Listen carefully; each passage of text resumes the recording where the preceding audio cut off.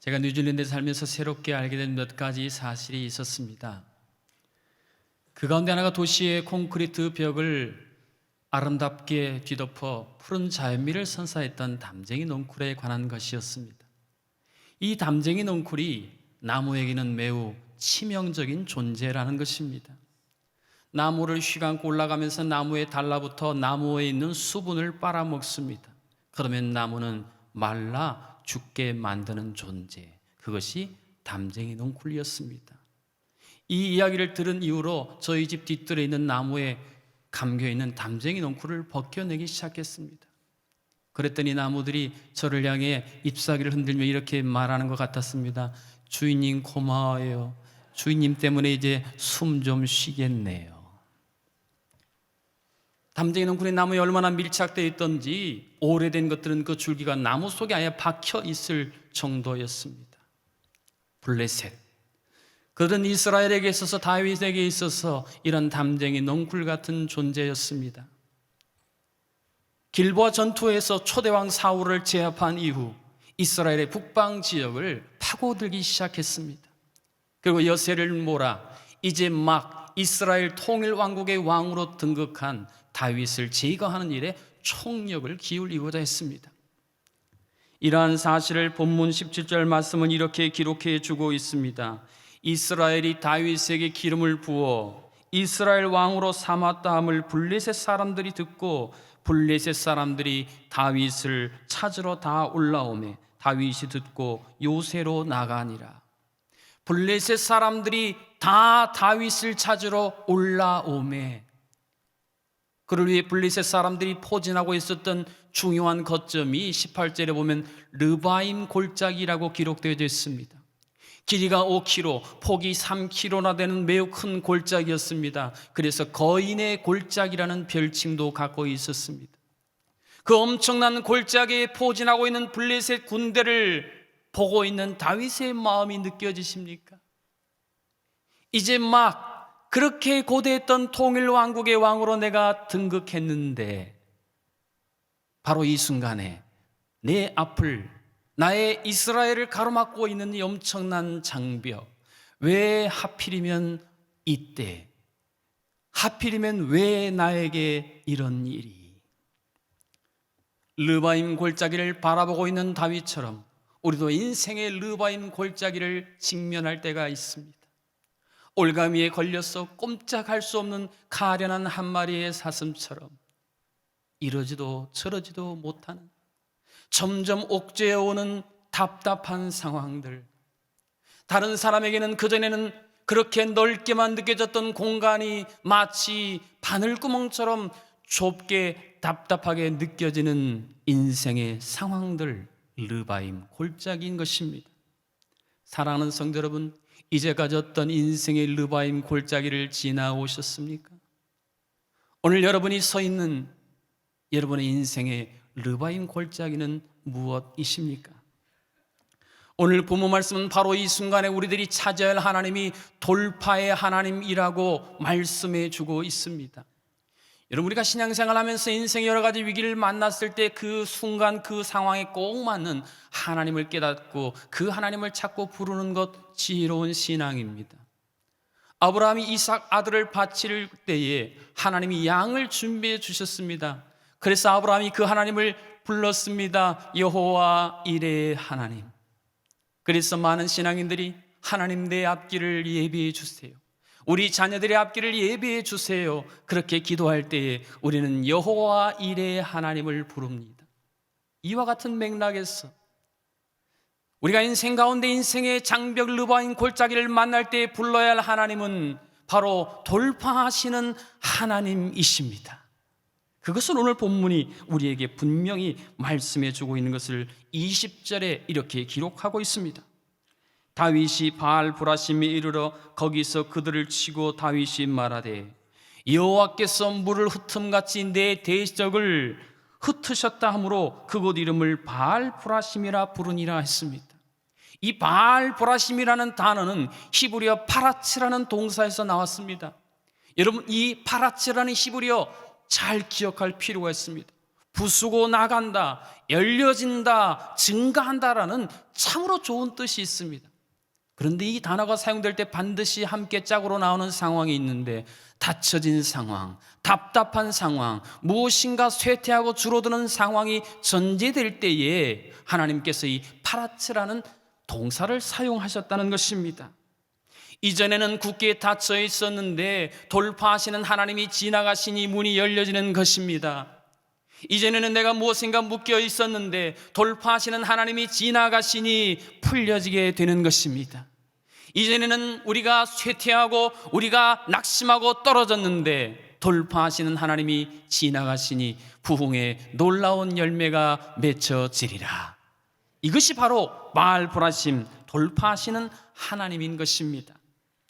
한 가지 인상적인 사실은 영어 성경에 보면 이 바알 보라심을 The Lord Breakthrough라고 기록해 주고 있는 것입니다.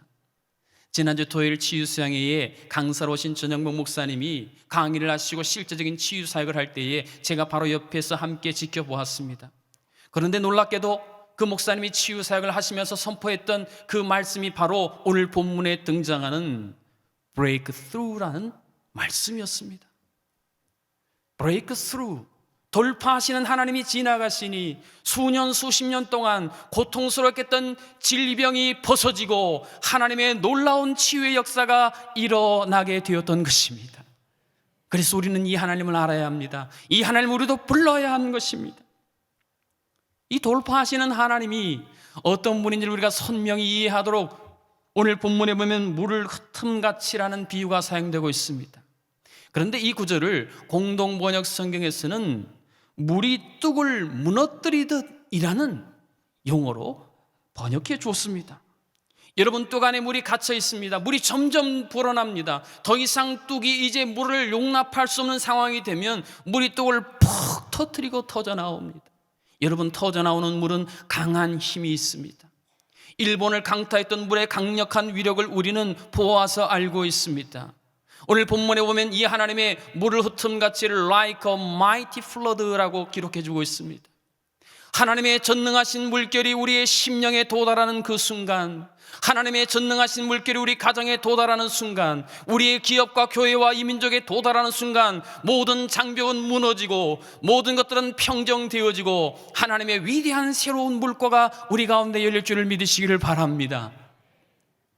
그 하나님이 우리가 믿는 돌파하시는 하나님이십니다.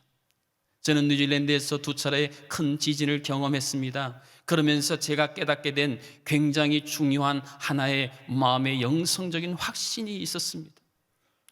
불과 수초 흔들렸습니다.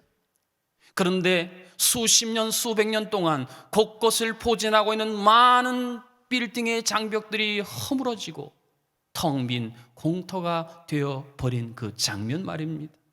불과 몇 초 흔들렸는데 하나님은 전능하십니다. 전능하신 하나님이 우리의 삶 가운데 역사하시면 내가 수년 동안 수십 년 동안 애쓰고 힘써도 해결될 수 없는 그 일이 단 몇 초 안에 해결되어질 수가 있는 것입니다. 우리 교회가, 우리 민족이 수십 년 수백 년 동안 몸부림쳐도 이룰 수 없는 그 일을 돌파하시는 하나님이 역사하시면 한순간에 해결될 줄로 믿습니다. 우리가 믿는 하나님이 그런 하나님이십니다. 그 하나님이 한 번만 내 인생 가운데 움직여 주시면, 그 하나님이 내 인생길에 한 걸음만 앞서가 주시면 하나님, 내 인생에도 이러한 놀라운 새로운 역사가 이루어질 줄로 믿습니다. 그렇다면 우리들이 삶 속에서 어떻게 이 하나님을 경험할 수가 있을까요? 이 질문에 대해 오늘 본문에 등장하는 다윗은 중요한 해답의 실마리를 던져주고 있습니다. 본문 19절 말씀에 보니 위기에 처한 다윗이 하나님과 대화하는 장면을 이렇게 그려주고 있습니다. 다윗이 여호와께 여쭈어 이르되 내가 블레셋 사람에게로 올라가리이까 여호와께서 그들을 내 손에 넘기시겠나이까 하니. 돌파의 첫 단추가 하나님과 대화하는 대화에서 시작된다는 점을 여러분 주목해 보시기를 바랍니다. 이 시대를 살아가는 많은 크리스천들이 답답해합니다. 무기력하게 살아갑니다. 행복이 없습니다. 그 중요한 이유를 들춰보면 그 배후에 하나님과 대화하는 삶이 없음이라는 중요한 뿌리를 발견하게 됩니다. 여러분은 어떠하십니까? 전지전능하신 하나님과 대화하면 쉽게 해결될 일인데도 이 시대의 크리스천들은 별로 하나님과 대화하고 싶지 않습니다. 대화하는 것이 너무 서먹하게만 느껴집니다. 그래서 자신의 힘으로 닫힌 문을 열어보려고 합니다. 내가 가진 자원으로 장벽들을 무너뜨려 보려고 합니다. 그렇게 몸부림치기를 반복하는 삶을 살고 있다는 것입니다. 이스라엘의 역사 가운데 하나님이 패역한 왕이라고 명명했던 왕들이 그러했습니다. 하나님의 기름 부음 받아 세운 종들이었지만 그들은 하나님이 아닌 다른 그들의 방법을 동원했습니다. 자신의 중병을 나을지 어떤지 사신을 보내는 아하시야 왕에게 하나님께서 선지자를 통해 들려주신 말씀을 여러분 주목해 보시기를 바랍니다. 이스라엘에 하나님이 없었어. 너희가 에그론의 신 바알세붑에게 물으러 가느냐. 이스라엘에 하나님이 없었어. 제가 부임 인사를 드리고 그 다음날 제가 섬기게 된 속교회 한 목장에서 긴급 신방 요청이 왔습니다. 목장 식구들과 함께 이제 그 가정에 가기로 약속을 하고 교회로 이렇게 걸어오는데 답답했어요. 제 능력으로 해결할 수 없는 심각한 문제였습니다. 그래서 하나님께 여쭙습니다. 하나님, 제가 한소맞게 부임해서 첫 사역 직원 너무 중하고 버겁나이다. 어찌하오리까? 그랬더니 하나님께서 제 마음속에 찬송가 412장의 후렴 부분을 계속 부르도록 인도하셨습니다. 평화 평화로다 하늘 위에서 내려오네 그 사랑의 물결이 영원토록 내 영혼을 덮으소서. 계속 이 찬양을 하면서 그 가정에 갔습니다. 이것저것 이야기를 하다가 하나님의 사인이 있을 때 제가 이 찬양을 먼저 불렀습니다. 거기에 모인 12명의 성도들이 함께 이 찬양을 불렀습니다. 저를 비롯해 거기 참여한 모든 분들의 눈에서 뜨거운 눈물이 흘러내리기 시작했습니다. 두세 사람이 내 이름으로 모인 것에 나도 너희들과 함께하를 약속하신 그 주님이 우리의 그 눈물 가운데 마이티 플러드, 거룩한 돌파하시는 하나님의 물결을 일으키기 시작했습니다. 그 다음 날이 됐습니다. 그 가정을 고통스럽게 했던 그 가정을 가로막고 있던 장벽들이 하나씩 무너지기 시작했습니다. 하나님께서 사람들을 통해 그 가정을 살리시기 시작했습니다. 그 주간이 지나지 않아 사망의 음침한 골짜기에 절망했던 그 가정이 하나님께서 주신 기쁨과 소망의 언덕으로 변화되었습니다. 할렐루야. 사랑하는 여러분, 카톡 하십니까? 신앙분들과 매일 카톡 하시지요? 하나님도 여러분의 카톡 친구로 초대하시기 바랍니다. 사소한 일상사까지 그 하나님과 절친한 친구와 카톡하듯이 대화하십시오. 이것이 바로 이 시대에 톡톡 튀는 스마트 크리스천인 것입니다. 그렇다면 우리 인생길 가운데 어떠한 장벽이 내 앞을 가로막고 있더라도, 어떤 굳게 닫힌 문이 있더라도 하나님께서 그 문을 여실 수 있는 길을 반드시 우리에게 보여주십니다. 여러분 찬양으로 고백하지 않았습니까? 나의 길 오직 그가 아시나니. 믿으십니까?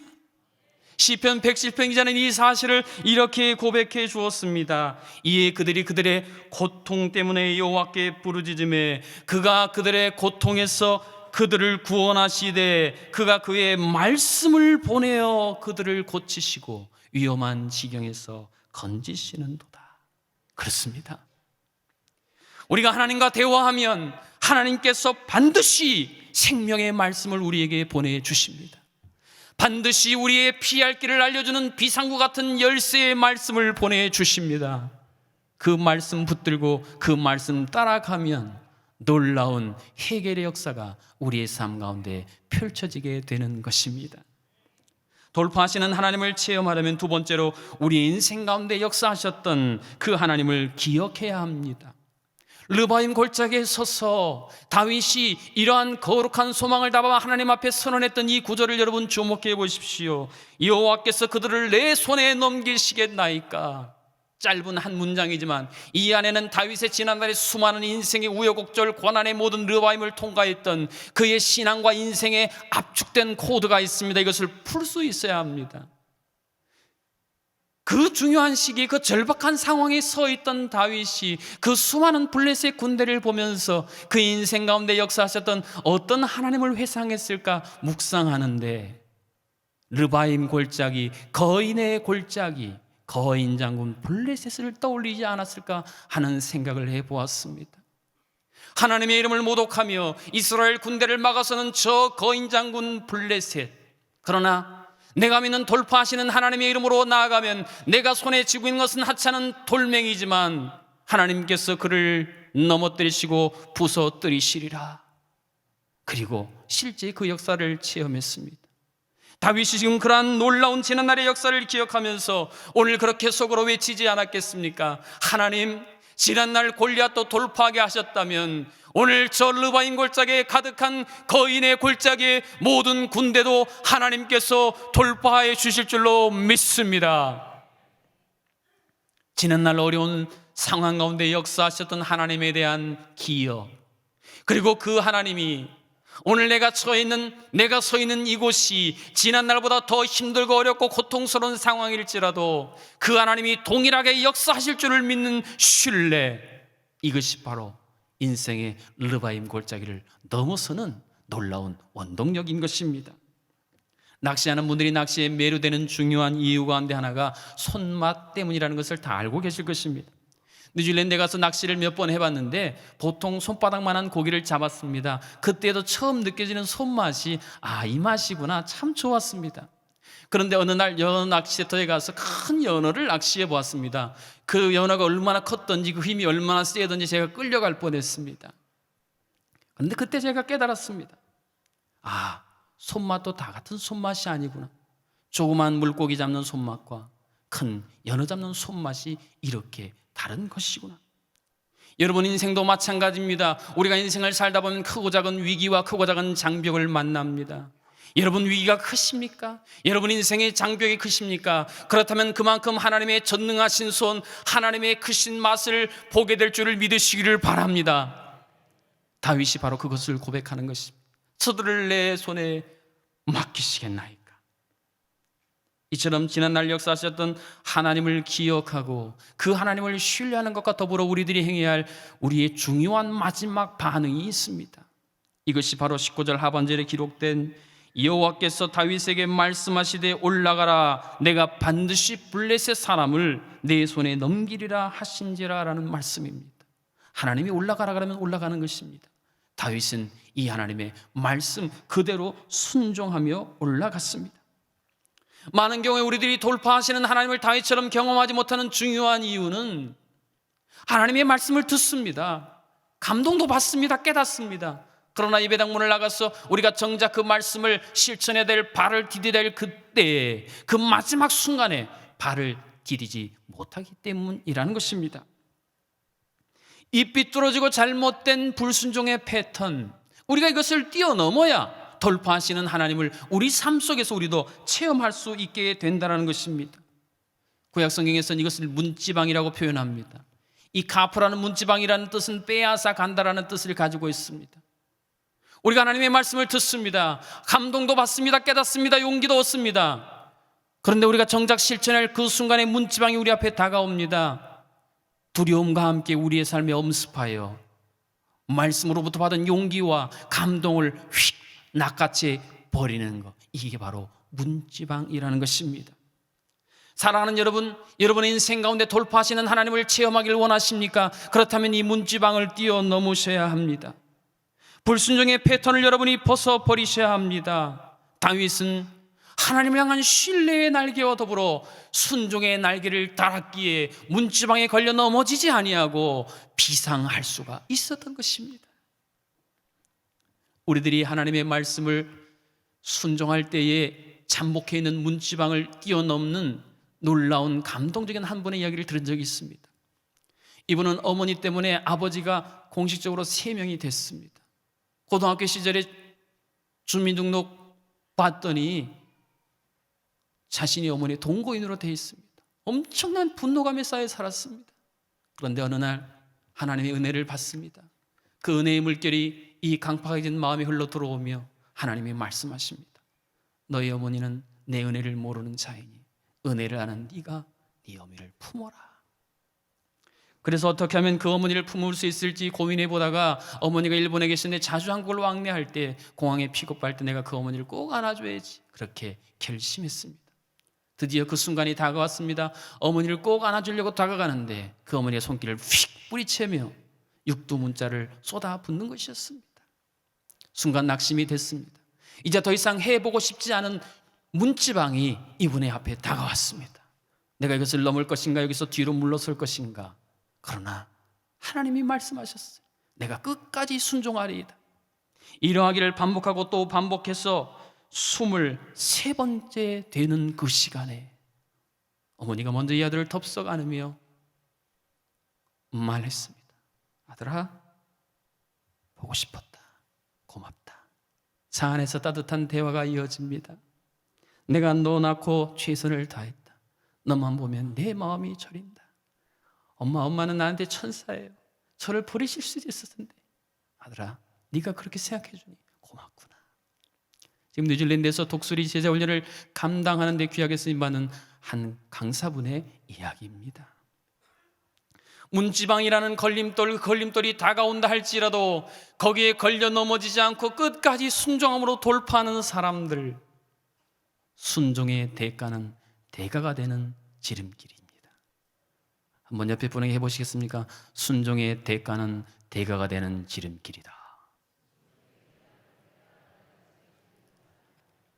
이제 말씀을 맺고자 합니다. 제가 살았던 크라이처스는 눈이 잘 오지 않는 지역입니다.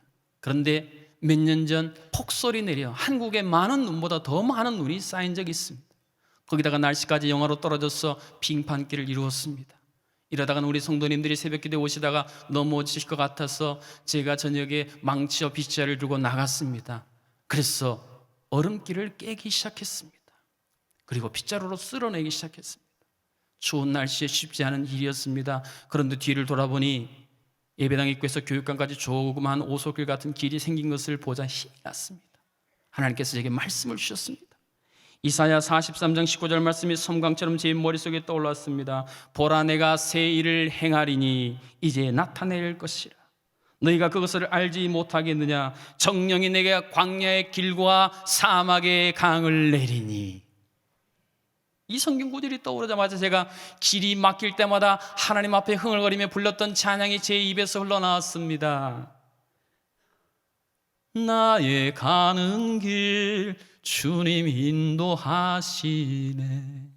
여러분, 이 찬양 영어 가사가 뭔지 아세요? God will make a way. 한 단어로 God 길. 주께서 내 인생의 빙판길을 만날 때마다 돌파하시는 능력으로 친히 깨뜨리시고 쓸어내셔서 하나님, 제가 여기까지 왔군요. 내 인생의 미래 어떤 빙판길이, 어떤 장벽이, 어떤 닫힌 문이 있더라도 돌파하시는 그 하나님이 내주시는 하나님의 길, 갓길 따라 나는 찬양하며 감사하며 나아가렵니다. 다윗이 오늘 본문에서 우리에게 외치고 있습니다. I watched the Lord break through. 나는 돌파하시는 하나님을 친히 보았습니다. 나는 내 인생의 장벽을 부서뜨리시는 돌파하시는 하나님을 날마다 바라봅니다. 인생의 르바임 골짜기에서 절망하며 탄식하는, 설명절을 맞아 또 한 번 넘어야 되는 관계의 장벽들 앞에서 마음 졸이는 우리들에게서 동일하게 터져나오는 승리의 고백들이 되어줄 수 있기를 주님의 이름으로 축복합니다. 기도하시겠습니다. 돌파하시는 하나님, 그 하나님이 필요합니다. 질병과 경제적인 어려움과 관계의 수많은 르바임 골짜기에 둘러싸여서 점점 숨이 조여오는 것 같은 답답함 가운데 있는 우리들을 주여 긍휼히 여겨 주시옵소서. 우리가 그런 하나님인 주차 깨닫지 못하고 살아갈 때가 얼마나 많이 있었습니까? 올 한 해 우리가 파랗지 하나님, 브레이크 스루, 돌파하시는 하나님을 찾고 부르게 하여 주시옵소서. 그래야 어떤 닫힌 문도, 어떤 굳게 서있는 장벽도 우리가 모두 다 부서뜨리고 무너뜨리고 열려져서 다시 한번 우리가 두 날개를 활짝 펴고 비상하는 주의 거룩한 사람들, 거룩한 가정, 교회, 민족 되게 하여 주시옵소서. 예수님의 이름으로 기도하옵나이다. 아멘.